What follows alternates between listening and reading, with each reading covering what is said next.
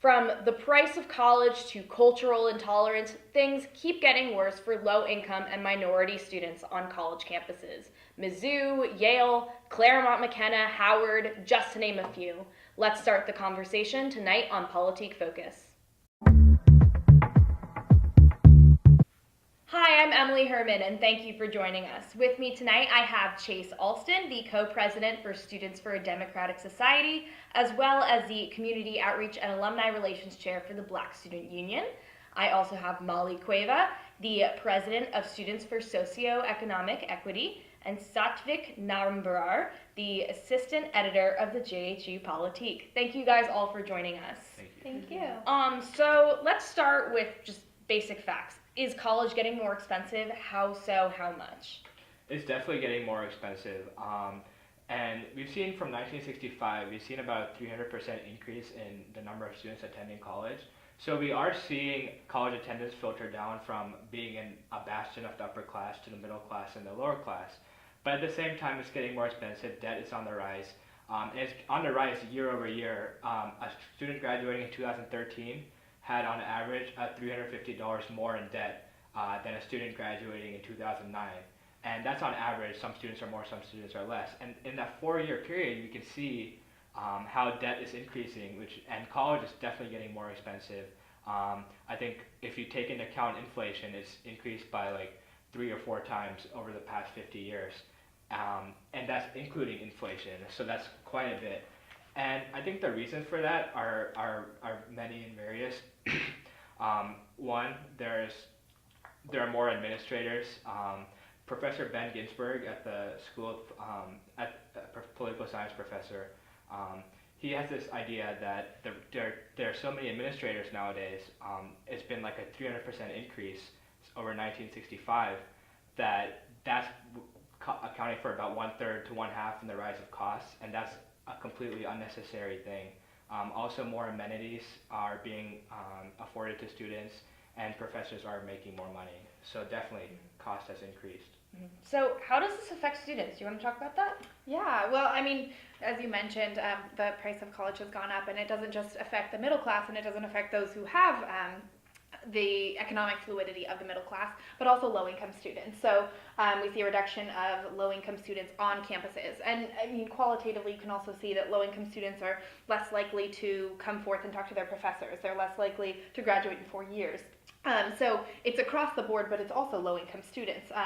And I know I'm you mentioned the executive of the Students for Socioeconomic Equity. So our goal is to really support low-income students in higher education. And the things that they're talking about are, why don't I have the same academic skills as my high-income peers?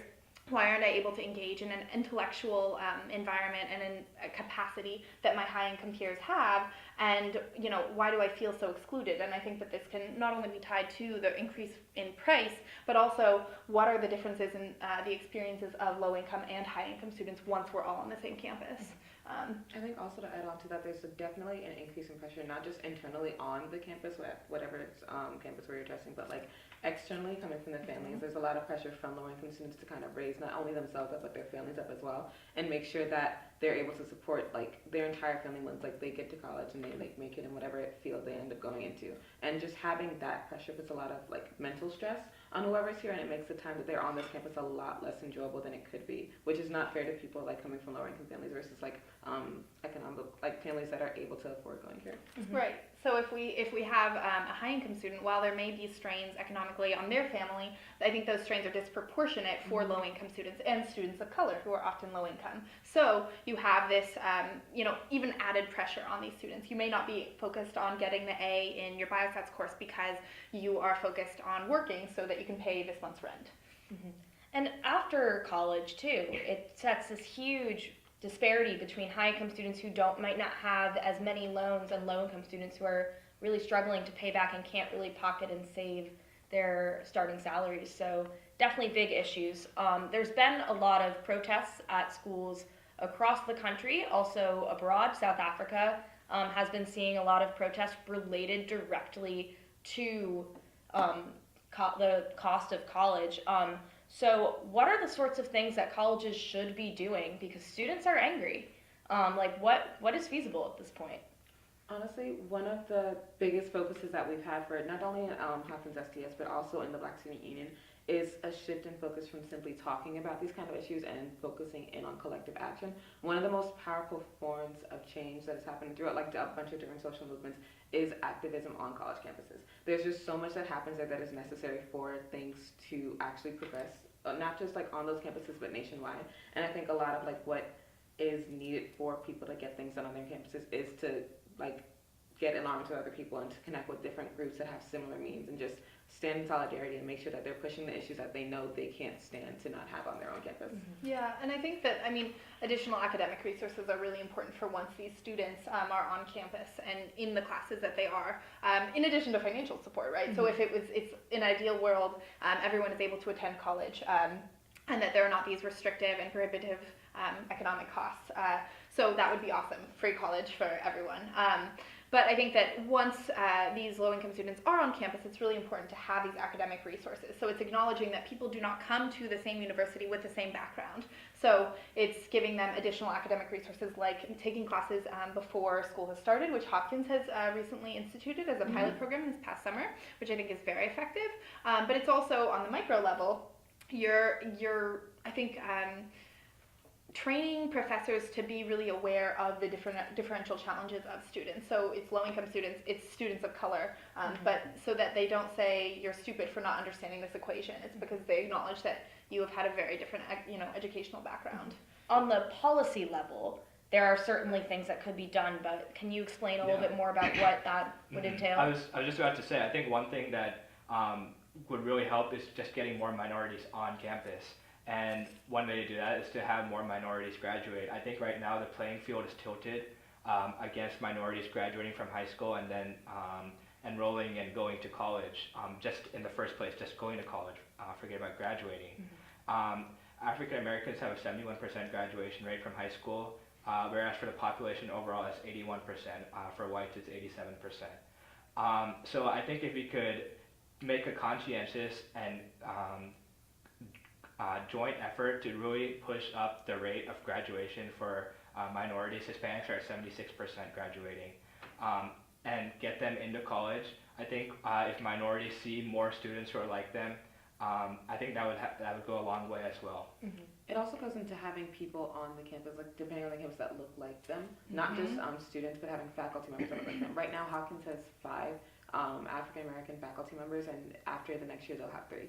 And having 3 among like 500 and 600 different professors in all different fields is like it's not acceptable at all. And being able to be taught by somebody that looks like you and know, hey, I can go into this field, I can be successful in this field is really, really important. And having like that, not just in like Africana studies departments or in studies dedicated to learning the history of that culture group, but in all areas, in like chemistry and history and writing segments, like those kind of things need to happen in order to make sure that people feel welcome in all aspects of like their college experience. And I think just to add on to that, mandating cultural competency, because we see professors and administration not being able to relate or interact with students of color and also with low-income students. So there needs to be some sort of mandatory training for people who exist and coexist and interact on this campus to do so skillfully and gracefully. And I also think that there should be real consequences for people who violate university and just common sense policies. I think that almost treating it like a crime, sending out alerts of, hey, at this place like this was said and done, and university police is investigating, or the administrators are investigating. I think kind of almost criminalizing this kind of treatment of minorities would really help. When you're accepted into an institution, the institution saying, hey, you have a certain amount of skills that we want at this place, and you shouldn't get to this place and just feel uncomfortable and feel like that was a lie, and feel like they don't want you because of this section of your life, or because you're low income, because you're a minority. That's unwelcoming, and it's a hostile environment, and it's something that shouldn't continue to be tolerated wherever you go. What if we treated hate crimes like plagiarism at this school? That's just something to think about. The way that we react and the way the university reacts is so instantaneous and so severe. But yet with hate crimes and with everything that's going on in the country as far as race, even in our own city, you see this kind of watered down, diluted reaction from the administration, from professors, and from people in power. What if it was, a little different? And that's a great way to segue into some of the things that are going on now. We're seeing it at Yale, we're seeing it at Mizzou, Claremont McKenna College, Howard, all across the country. And even today, the Black Student Union interrupted one of President Daniels' it was a video shoot, right? And you guys got some action done. Can you tell us about a little bit more of that? There have been a lot of conversations and a lot of talking about further conversating on things to make minority life here better at Hopkins. These conversations have been going on for years, and instead of actually getting any action done, there have just been a continuation of the same conversations in the same circles over and over again. And they've been done in private, so he can say, hey, I'm doing things, I'm really, really trying, I'm sending out emails telling other students to be nice, but nothing has done. People still feel uncomfortable on this campus, people still using the N-word in terms of addressing minority students. There's a lot of hostility towards people of color, and it's not acceptable. So one of the biggest things we're doing today is, one, standing in solidarity with Mizzou and Yale and saying that those things that you are experiencing, we're experiencing those same things on our campus. And we're no longer standing for having them on our campus as well. And some of the things that we're addressing with President Daniels and that we're demanding to have talk with him are a panel on November 30th, which he ended up agreeing to. And he's going to be there along with the Vice Provost, the Dean of both the School of Arts and Sciences as well as the Dean of the School of Engineering, and the Secretary of the Board of Trustees, and I think one other person, I'm forgetting the name of the person, just to talk about what an actual plan, for the next few months and the next few years is to get everything done, like a step-by-step plan to make sure that in terms of getting things done and getting the goals that we have in mind for the students here, there's an end goal and there are steps that he has to be taking in order to make sure everything's getting done. I think just something to enter there is for those who may wonder why this is of importance. How does racial equality relate to socioeconomic equality on college campuses? And I think it's important to note that you cannot have socioeconomic equity without first having racial equity and racial equality. So they're building blocks. It's a baseline. So it's not that there are zero current resources for minority students. There definitely are some, but what is lacking as far as what we have right now? I know we have the Office of Multicultural Affairs, but they're off campus and down the street. Yeah. So could you guys talk about some of the ways that Hopkins could improve their existing resources, as well as things that you want to bring up to this panel on November 30th? Well, we have a list of demands that we have stated to the people that were there at the press earlier today, as well as directly to President Daniels when he showed up. And just for everybody, in case you didn't know, one of the biggest things we went up was a cultural competency class that every student that goes here is required to take, and something that we're arranging on between being a few weeks long to being a semester long. And if you don't take this, you're not allowed to register for your next semester classes, or you're not allowed to register for classes later on. It's something that we think is incredibly feasible, and it makes everybody that goes to this campus feel a lot more comfortable knowing that people they're interacting with aren't going to disrespect them or some aspect that they identify with.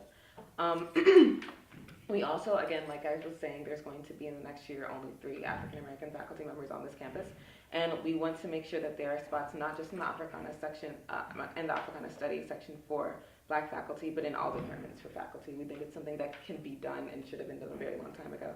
We also think that the Center for Africana Studies should be turned into a department. It should be its own